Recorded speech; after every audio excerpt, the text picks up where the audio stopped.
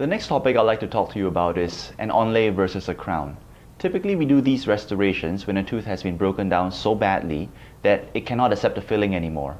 For example, if more than 60% of the tooth is lost, we are in a situation where any filling is going to be unlikely to stay. In addition, sometimes teeth have cracks or they have root canal treatments done which makes them more brittle.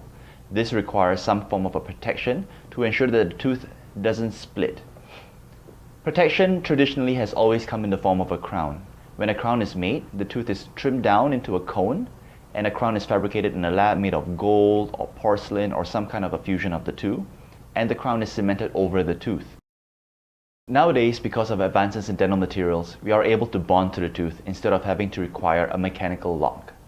This means that we don't have to remove as much tooth structure. We can be more conservative, preserving the amount of enamel and dentin that you have, and avoiding heavy restorations where we grind away a lot of tooth. Onlays are a great way to achieve this. Onlays can be made of ceramics.